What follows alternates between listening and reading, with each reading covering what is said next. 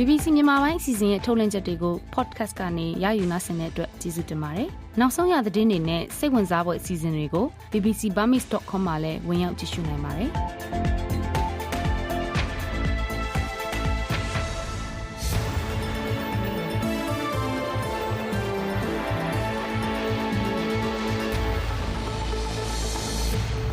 တော်ရရှင်တို့ရှင်လန်းချမ်းကြပါစေဒီနေ့ဇန်နဝါရီ10ရက်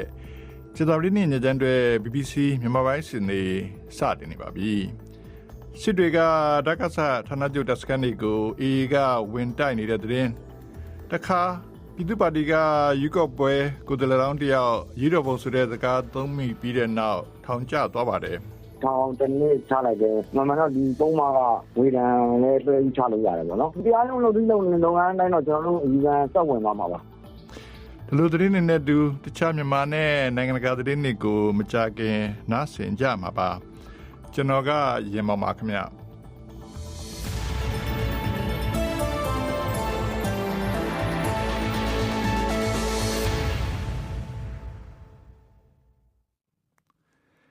ဟစ်စပိုလာတွေကိုလက်နက်ဖြုတ်တဲ့စီစဉ်ပထမဆင့်ကိုအောင်မြင်အောင်လုပ်ခဲ့ပြီလို့လက်ဘနွန်စစ်တပ်ကပြောပါတယ်ဒါပေမဲ့အစ္စရေးတပ်ကအဲ့ထက်ပိုပြီးတော့မြန်လှုပ်ဖို့အတွက်သတိပေးနေပါတယ်နိုင်ငံရဲ့တောင်ပိုင်းဟာအခုတော့လက်နက်ကင်းမဲ့တဲ့ဇုံဖြစ်သွားပြီလို့လက်ဘနွန်စစ်တပ်ကပြောပါတယ်အဲ့ဒီ area ဟာဟစ်စပိုတို့လွှမ်းမိုးတဲ့ area ဖြစ်ပြီးတော့ဟစ်စပိုလာတို့ကမနှစ်ကအစ္စရေးနဲ့ပြစ်ခတ်ရစရေးလက်မှတ်ထိုးခဲ့ကြပါတယ်American Federal ပြည်ထောင်စုလူမှုကြီးကြပ်ရေး agency ဖွဲ့ဝင်တယောက်ကမြို့သမီးတယောက်ကိုပြစ်တက်ခဲ့တာကိုဆန့်ကျင်တဲ့အနေနဲ့အဲ့ဒီဖြစ်ခဲ့တဲ့မနီယာပိုလစ်မြို့မှာဂျာနယ်ချီတဲ့လူတွေစုဝေးခဲ့ကြပါတယ်။ ICE လို့ခေါ်တဲ့အဲ့ဒီလူမှုကြီးကြပ်ရေး agency ဖွဲ့ဝင်တွေမြို့ကနေထွက်သွားဖို့ကိုလည်းစနပ်ပြသူတွေကတောင်းဆိုကြပါတယ်။အသက်38နှစ်အရွယ်အမေရိကန်နိုင်ငံသူ Renice Nicole Good ဟာအဲ့ဒီဖွဲ့ဝင်တွေနဲ့ဝေးရဘက်ကိုသူ့ကားကိုမောင်းထွက်ချင်မှာအဲ့ဒီဖွဲ့ဝင်တွေကတယောက်ကအနိကပြစ်ခတ်တာကိုခံရပြီးတော့သိဆုံးခဲ့ပါတယ်။အဲ့ဒီ agency ဖွဲ့ဝင်ဟာကိုကာဝယ်ဖို့အတွက်ပြစ်ခတ်ရတယ်ဆိုတဲ့ Trump ဆိုရရဲ့အကြောင်းပြချက်ကို Minneapolis မြို့ရဲ့မြို့ပိုင် Jacob Frey ကခပ်ပြပြပဲပယ်ချထားပါတယ်။ Venezuela မှာအမေရိကန်ပါဝင်ပတ်သက်မှုကနှစ်ပေါင်းအတော်ကြာနေတဲ့အကြောင်းသမ္မတ Trump ကအရေးမွဲပြောကြားခဲ့ပြီးတော့အဲ့ဒီမှာယူကော့ပွဲပဲချိန်ကြရင်လုံမလဲဆိုတဲ့အပေါ်မှတ်ချက်ပေးဖို့ညှင်းဆန်သွားပါတယ်။ New York Times ကအင်တာဗျူးမှာသူက Venezuela ရဲ့ကြွယ်ဝတဲ့ရင်းမြစ်နဲ့အဲ့နိုင်ငံကိုပြန်လည်တည်ဆောက်မယ်။ American ကုမ္ပဏီတွေလည်းပါဝင်ပတ်သက်ပြီးတော့သူ့ဆိုရအလွန်အကျိုးမြတ်များမယ်လို့ပြောပါတယ်။ Venezuela ရဲ့ဂျာပြတ်အစိုးရကသူတို့ရဲ့ရင်းနှံတွေကိုရောင်းပြီးတော့American ထုတ်ပစ္စည်းတွေကိုဝယ်ဖို့သဘောတူတဲ့အကြောင်းလဲ Mr. Trump ကစောပိုင်းတုန်းကပြောခဲ့ပါတယ်။ Venezuela မှာ American ကစစ်စင်ရေးလုပ်ခဲ့ပြီးတဲ့နောက်ပထမဆုံးအကြိမ်ဖြစ်သမ္မတ Trump ကကိုလံဘီယာသမ္မတ Gustavo Petro ကိုစကားပြောခဲ့ပါတယ်။မွေးတဲ့နာကမှာခေါင်းဆောင်2ယောက်တွေ့ဆုံဖို့လဲစီစဉ်နေတယ်လို့ Mr. Trump ကပြောပါတယ်။ Venezuela ကို American ကတိုက်ခိုက်မှုဟာလက်တင်အမေရိကတစ်ခုလုံးကိုဘေးဆိုင်သွားစေနိုင်တယ်လို့ကိုလံဘီယာအစိုးရကထိပ်တန်းဝန်ကြီးတယောက်ကစောပိုင်းနှုန်းကပြောခဲ့ပါတယ်။ကိုလံဘီယာဟာဗင်နီဇွဲလားနဲ့နယ်စပ်ချင်းကီလိုမီတာ2000ကျော်ထိစပ်နေပြီးတော့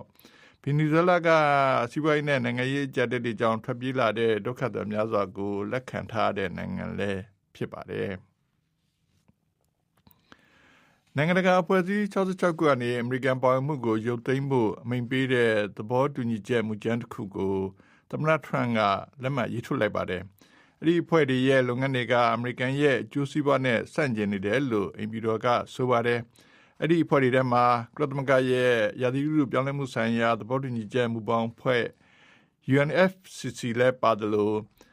ကုလသမဂ္ဂဒီမိုကရေစီရမုံငွေဖွဲ့လည်းပါပါတယ်။အဲ့ဒီအဖွဲ့66ဖွဲ့ထဲမှာကုလသမဂ္ဂ agency အဖွဲ့ပေါင်း30နီးပါးအထိပါဝင်ပါတယ်။ဥရောပသမဂ္ဂရာသီဥတုရေးရာအကြီးအကဲ Wolf Hoekstra ကဘာမှာရုပ်ကျင်းလောင်စာကနေဖန်လုံအိမ်ဓာတ်ငွေဒုတိယအများဆုံးထုတ်လွှင့်နေတဲ့နိုင်ငံကအခုလိုဆုံးဖြတ်ချက်ဟာတကယ့်ကိုမမှန်းထားတဲ့အရာပဲလို့ဆိုရင် UNFCCC ဟာရာသီဥတုပြောင်းလဲနေတဲ့ပတ်သက်ပြီးတော့ကမ္ဘာလုံးဆိုင်ရာဆောင်ရွက်လှုပ်ရှားမှုတွေမှာအဓိကကျတဲ့အဖွဲ့အစည်းလို့ပြောပါတယ်။ online လေမှုစင်တာတွေဖွင့်ထားတယ်လို့ဆွဲခံထားတဲ့ဘီလီယံနာတရုတ်စီးပွားရေးသမားတယောက်ကိုကမ္ဘောဒီးယားကတရုတ်နိုင်ငံကိုလွှဲပြောင်းပေးခဲ့တယ်ဆိုတာကိုတရုတ်နိုင်ငံကအတည်ပြုပြီးတော့ပြောပါတယ်။နယ်စပ်ဖြတ်ကျော်ရာဇဝမှုတွေကိုနိုင်ငံခြားပူးပေါင်းဆောင်ရွက်ခဲ့ပြီးတော့အဲ့ဒီလွှဲပြောင်းပေးလိုက်တဲ့လူ3ယောက်ထဲမှာအဲ့ဒီစီးပွားရေးသမား Prince Group ပိုင်ရှင်ချမ်းကြည်ပါဝင်ပါတယ်။အဲ့ဒီစီးပွားရေးလုပ်ငန်းရှင်ကြီးလက်ပတ်နေတဲ့ရာဇဝတ်လုပ်ငန်းတွေပါဝင်ပတ်သက်နေတယ်လို့မတင်ငါစရာအဓိကလူတွေစင်းကိုတရုတ်ပြည်သူ့လူမျိုးရေးဝန်ကြီးဌာနကထုတ်ပြန်မယ်လို့ပြောပါတယ်။ချားပြည်ရဲ့ညီဖြစ်သူအန်ဒရူးမမတန်ဝန်စာဟာ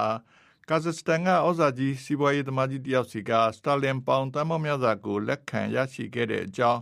BBC ရဲ့စုံစမ်းထောက်လှမ်းသတင်းဌာနဖြစ်တဲ့ BBC Investigation ကတွေ့ရှိခဲ့ပါတယ်။အဲ့ဒီကာဇက်စတန်တွေဟာစီးပွားရေးလုပ်ငန်းတွေကငွေတွေကိုအလွဲသုံးပြီးတော့အဂတိမှုလုပ်ခဲ့တယ်လို့ဆွဲခံထားရတာပါ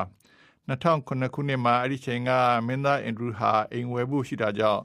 သူကမင်းသားကိုကူညီတဲ့အနေနဲ့ Imperial Pacific Investment ကနေငွေချေခဲ့တာဖြစ်ကြောင်း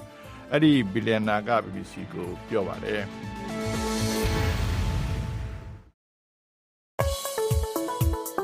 BBC ကထုတ်လွှင့်နေတဲ့အစီအစဉ်တွေကို Radio Online နဲ့ရုပ်မြင်သံကြားတွေကသာမကဘဲလူမှုကွန်ရက်တွေကလည်းဖတ်ရှုနားဆင်နိုင်ကြပါတယ်။ Facebook, YouTube, Instagram နဲ့ Viber တို့မှာဆိုရင် BBC News မြန်မာစာမျက်နှာကနေဖတ်ရှုနားဆင်နိုင်ပါတယ်။ BBC TV အစီအစဉ်ကိုမြစီမ TV မှာရှုစားနိုင်ကြပါတယ်။ကိုယ်ပဲနေရာပဲရောက်နေ BBC အစီအစဉ်တွေကလက်တကမ်းမှာပဲရှိနေပါတယ်ရှင်။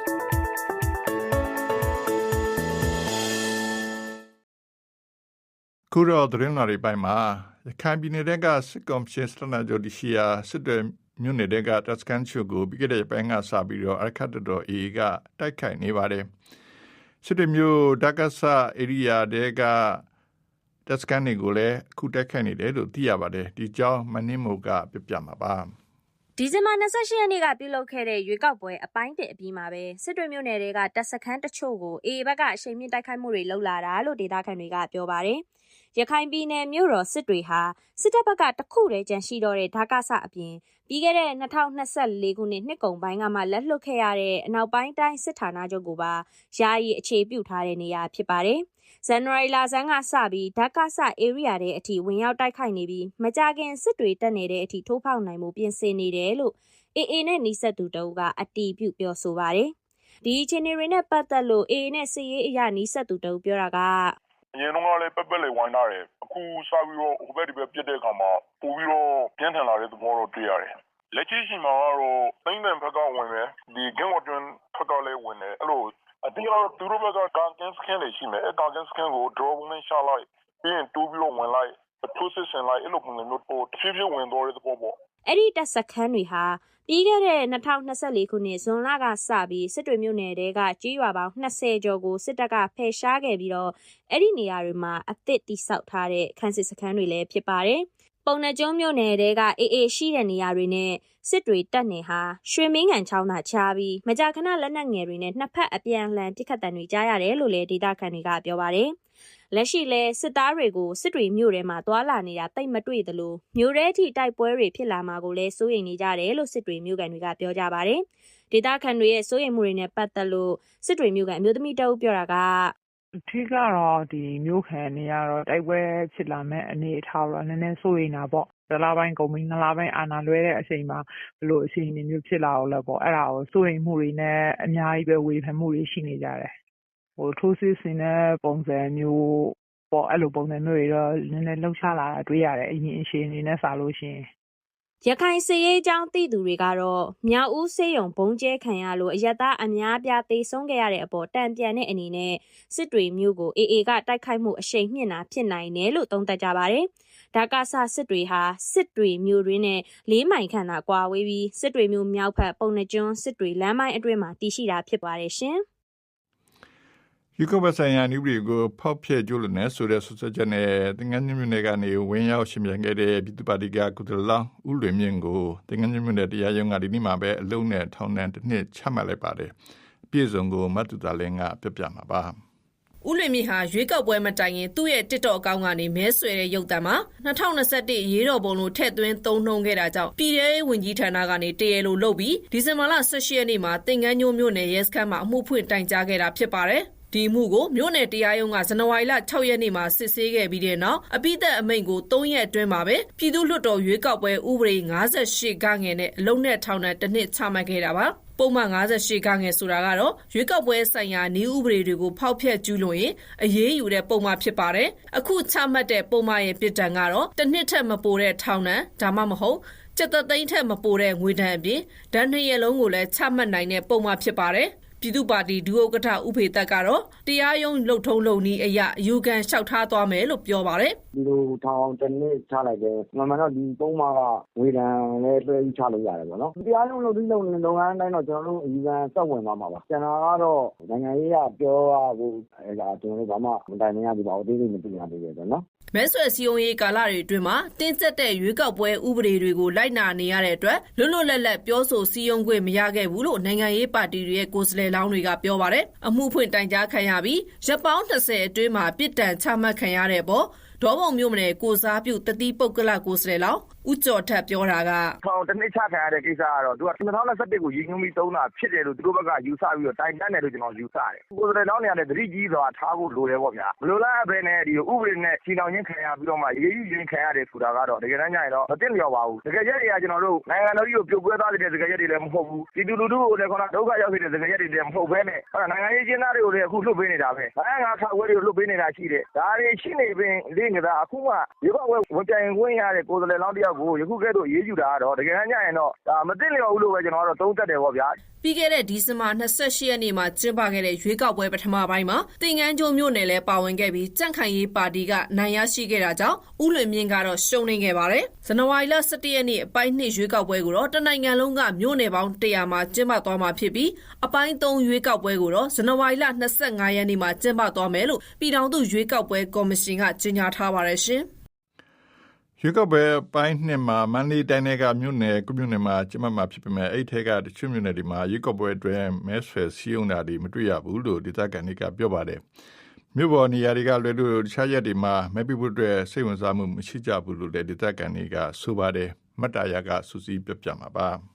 ဒီရက်ပိုင်းစစ်တပ်ဘက်ကနယ်မြေစိုးမိုးမှုပြန်လည်ရရှိသွားတဲ့စင်ကူးမြို့နယ်နဲ့ကလေးရဲ့မရယာမြို့နယ်ဟာလာမယ့်ဒီဇင်ဘာ17ရက်ကျင်းပမယ့်ရွေးကောက်ပွဲအပိုင်း2မှာပါဝင်ပါတယ်။ဒါပေမဲ့စင်ကူးနဲ့မရယာအနီးကကြေးရွာတွေမှာမဲစင်းကတ်တာနဲ့မဲပေးဖို့လွန်စော်တာတွေအခုထိမရှိဘူးလို့ဒေသခံတွေကပြောပါတယ်။အလားတူတရဦးမြို့နယ်ကကြေးရွာအုပ်စုပေါင်း64အုပ်စုအနက်ကြေးရွာအုပ်စု20မှာသာမဲပေးနိုင်ဖို့စီစဉ်ထားတယ်လို့ဒေသခံတွေကပြောပါတယ်။မဲယုံတွေမှာလုံခြုံရေးတွေကြိုတင်ချထားသလိုမြို့အဝင်လမ်းတချို့ပါပိတ်ထားတယ်လို့ဆိုပါတယ်။အဲဒီကအခြေအနေအကြောင်းဒေသခံတအူးပြောတာကိုလုံခြုံရေးကြောင့်အတန်အစားတို့ဖတ်ထားပါတယ်။ငင်းချမ်းတဲ့နေရာမှာပဲရွေးလို့တာပေါ့။ကျန်တာမလုပ်ဘူး။တရဦးမြို့နယ်ကမြို့နောက်ဖက်တောင်ဘက်ကကြေးရွာအုပ်စုအများစုမဲပေးဖို့မပါဘူး။ရွေးကောက်ပွဲမဲပေးဖို့စိတ်ဝင်စားမှုဘာကြောင့်မရှိလဲဆိုတော့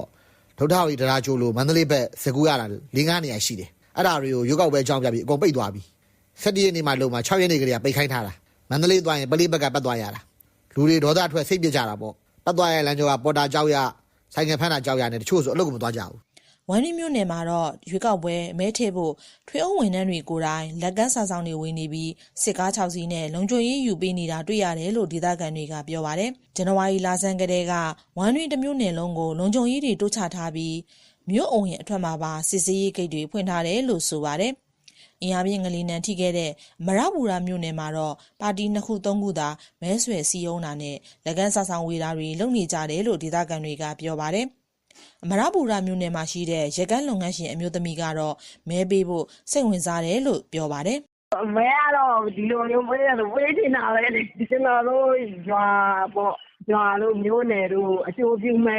့ပါတီကိုပဲပေးမှာကျွန်တော်တို့ပြောတာတော့မီးရရှိလေးပဲကျွန်တော်တို့လက်မှုလုပ်ငန်းကမီးရမှအစီအစဉ်ရဆိုတော့လေဒီဇင်ဘာ17ရက်မှာကျင်းပမယ့်ရွေးကောက်ပွဲအပိုင်း2အတွက်မန္တလေးတိုင်းအတွင်းကစင့်ကိုင်းကြောင်ပတောင်တတအူပြည်ကြီးတကွန်မရပူရာမဟာအောင်မြေဝမ်တွင်တာစီနဲ့မရယာမြို့နယ်တွေမှာပြုလုပ်မှာဖြစ်ပါတယ်ပြီးခဲ့တဲ့ရွေးကောက်ပွဲအပိုင်း1မှာတော့မန္တလေးတိုင်းကမြို့နယ်10ခုမှာကျင်းပခဲ့ပြီးလွှတ်တော်3ရက်စလုံးအတွက်ကြံ့ခိုင်ဖွံ့ဖြိုးရေးပါတီကပဲအနိုင်ရရှိခဲ့တယ်လို့ထုတ်ပြန်ချက်တွေအရသိရပါတယ်ရှင်။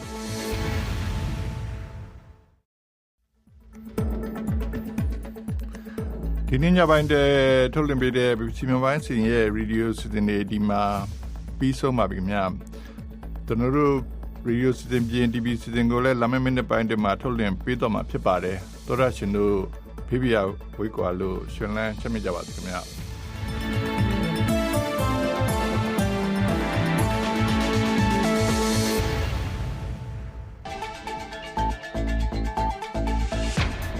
BBC ကထုတ်လွှင့်နေတဲ့အစီအစဉ်တော်တော်များများကို www.bbcworldservice.com/podcast ကနေ download လုပ်ပြီးနားဆင်နိုင်ပါတယ်ရှင်။